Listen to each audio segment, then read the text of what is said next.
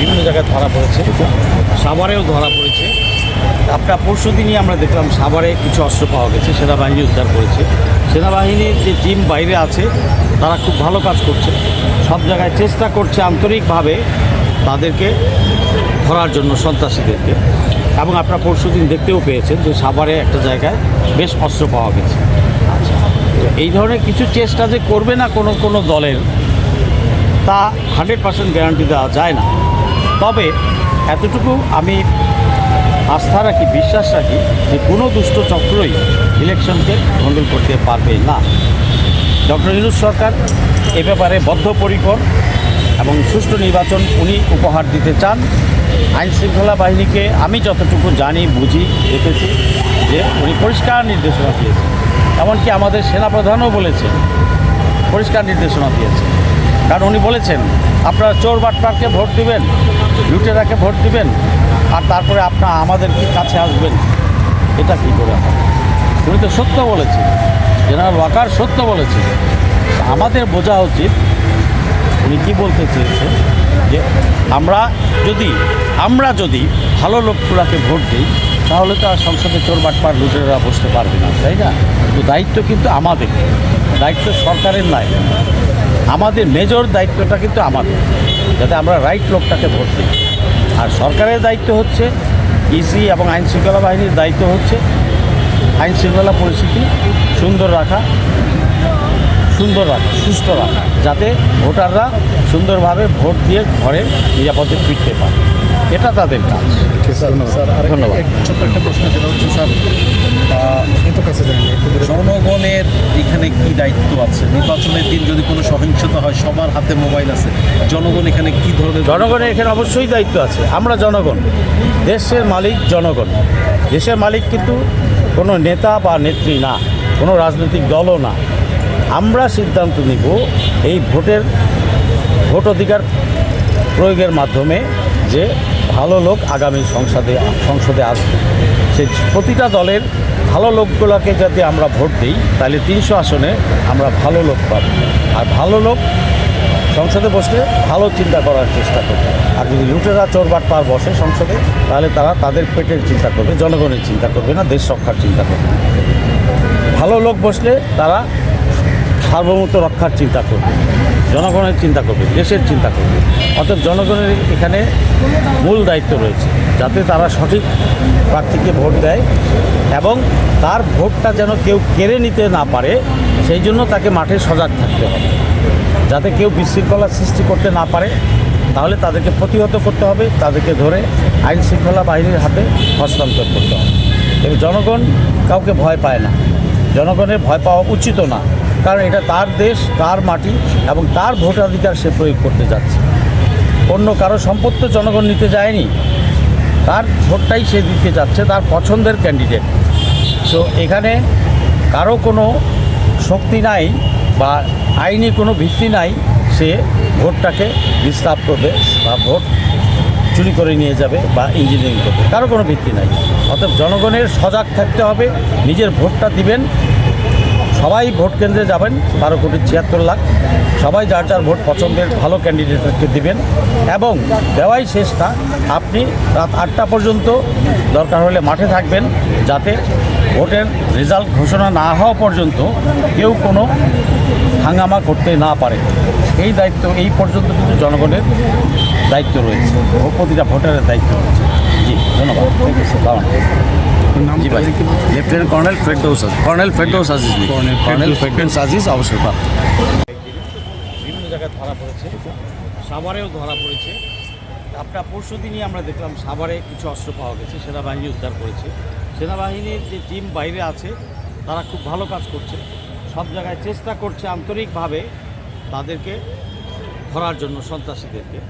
এবং আপনারা পরশুদিন দেখতেও পেয়েছেন যে সাভারে একটা জায়গায় বেশ অস্ত্র পাওয়া গেছে। আচ্ছা, এই ধরনের কিছু চেষ্টা যে করবে না কোনো দলের, তা 100% গ্যারান্টি দেওয়া যায় না।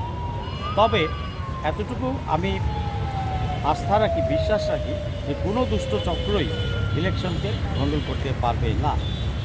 ডক্টর ইউনূস সরকার এ ব্যাপারে বদ্ধপরিকর এবং সুষ্ঠু নির্বাচন উনি উপহার দিতে চান। আইন শৃঙ্খলা বাহিনীকে আমি যতটুকু জানি বুঝি দেখেছি যে উনি পরিষ্কার নির্দেশনা দিয়েছেন, এমনকি আমাদের সেনাপ্রধানও বলেছেন, পরিষ্কার নির্দেশনা দিয়েছেন। কারণ উনি বলেছেন আপনারা চোর বাটপারকে ভোট দিবেন, লুটেরাকে ভোট দিবেন, আর তারপরে আপনারা আমাদের কি কাছে আসবেন, এটা কী করে হয়? উনি তো সত্য বলেছেন, জেনারেল ওয়াকার সত্য বলেছেন। আমাদের বোঝা উচিত উনি কী বলতে চেয়েছেন, যে আমরা যদি ভালো লোকগুলোকে ভোট দিই তাহলে তো আর সংসদে চোর বাটপার লুটেরা বসতে পারবে না, তাই না? তো দায়িত্ব কিন্তু আমাদের, দায়িত্ব সরকারের নয়, আমাদের মেজর দায়িত্বটা কিন্তু আমাদের, যাতে আমরা রাইট লোকটাকে ভোট দিই।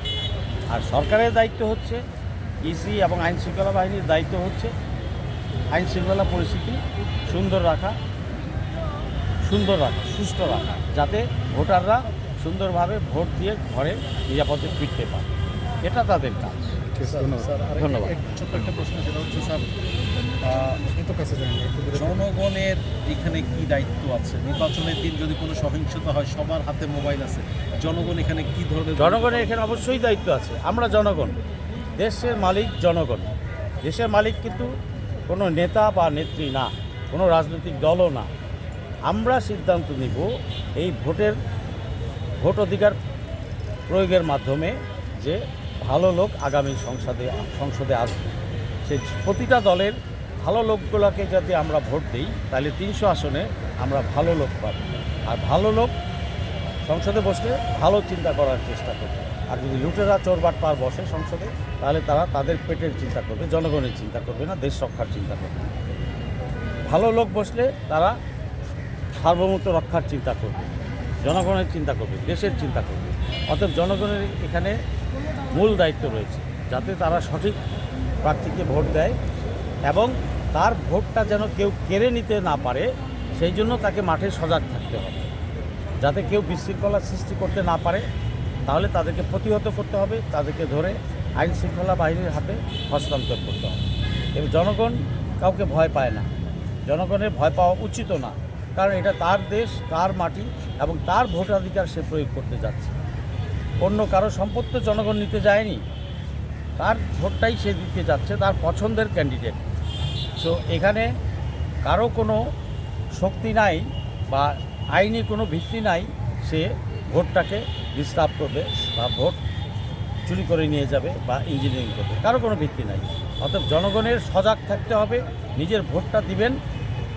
সবাই ভোট কেন্দ্রে যাবেন, 12,76,00,000, সবাই যার যার ভোট পছন্দের ভালো ক্যান্ডিডেটকে দিবেন এবং দেওয়াই শেষটা।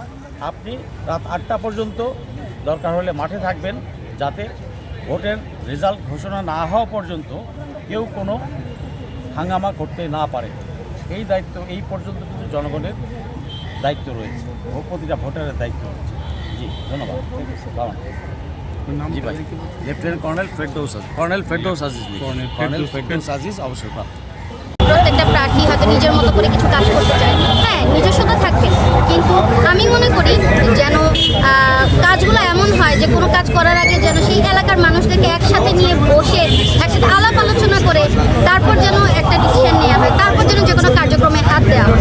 কারণ এমন হতেই পারে যে হয়তো নির্বাচিত যেই সরকার বা যে জনপ্রতিনিধি আছে তিনি যেভাবে ভাবছেন প্রত্যেকটা নাগরিক হয়তো সেভাবে ভাবছে না, সেই এলাকার মানুষরা কিন্তু হয়তো সমস্যাটাকে ওভাবে দেখছে না। তার কাছে পুরো ইমেজটা ক্লিয়ার হওয়ার জন্য তার টপ ভিউ দেখতে হবে। আর সেই ভিউ দেখার জন্য আমি মনে করি কি যে তার মানে প্রতিটা শ্রেণীর লোকের সাথে, সেই এলাকা ভিত্তিক প্রতিটা শ্রেণীর লোকের সাথেই তার কথা বলতে হবে, তার জানতে হবে। নর্মালি প্রচারণার সময় আমরা দেখি যে হয়তো মাইকে অনেকেই অনেক কথা বলে, কিন্তু হয়তো রাস্তায় বেশিরভাগ দেখা যায় যে রাস্তায় যাদেরকে পাচ্ছে তাদের সাথে কথা বলে। কিন্তু এরকম হতেই পারে যে ঘরের ভেতরে আরও অনেকে বসে আছে যাদের অনেক সমস্যা আছে, কিন্তু তাদের কাজ পর্যন্ত কে যাবে? সবার বাসায় যেতে পারছে না, হয়তো এত অল্প সময়েও হয়তো সেটা সম্ভব না। তো আশা করি এটাই যে আগামী যেই 5 বছর আমরা মানে কাইন্ড অফ বলতে গেলে খুবই আশা নিয়ে আমরা আমাদের 5 বছর আমাদের ভাগ্য পরিবর্তনের এই 5 বছরের একটা সুযোগ আমরা এমন একজনকে দিচ্ছি যিনি এই আমানত রক্ষা করবেন, তিনি এটা খেয়ানত করবেন না, আমরা এটা আশা রাখি। আর সাথে সাথে এটাও বলে দিতে চাই যে যদি এরকম হয় যে নির্বাচিত সরকার, নির্বাচিত জনপ্রতিনিধি আমাদের আশা অনুরূপ কাজ করতে পারছেন না, আমরা সেখানে অবশ্যই প্রোটেস্ট করব। অফলাইনে তো সবাই করছে, আমরা যেহেতু জুলাই অনলাইন অ্যাক্টিভিস্ট ফোরাম, আমরা মূলত অনলাইনে কাজ করি, তো সেখানে আমরা কথা অনলাইনেই বলবো। আমাদের ভয়েসগুলো শুনতে হবে, আমাদের ভয়েসগুলো নজরে রাখতে হবে, আমাদেরকে সেইভাবে অন্য করতে হবে। সেটা যত অল্প মানুষই হোক না কেন, মেজরিটি মাইনরিটি এটা কোনো ফ্যাক্ট না। ফ্যাক্ট হচ্ছে যে আপনি অবশ্যই চেষ্টা করবেন যেন আপনি প্রত্যেকটা মানুষের মানে সে ভোগান্তিটা আপনি কমাইতে পারেন। সেটার জন্য আমি মনে করি যে নির্বাচিত যে প্রার্থী আসবেন, তো নির্বাচিত যে জনপ্রতিনিধি আসবেন, এটা তার দায়িত্ব যে কীভাবে তিনি আমার কাছ পর্যন্ত পৌঁছাবেন, কীভাবে তিনি আমার সমস্যা শুনবেন এবং আমার সমস্যা সমাধান করবেন। আমি নিজে হেঁটে হেঁটে যে আমি তার কাছে সমস্যা বলতে যাব না, আমার সেই সময় হয়তো থাকবেও না, আর সেটার জন্য আমি বাধ্য না। এটা আপনার কাজ, এটা আপনারই করতে হবে। কিন্তু আপনি যদি না করেন তাহলে সেক্ষেত্রে হয়তো আমাদের কথা বলা লাগতে পারে, আর আমরা কথা বলবো।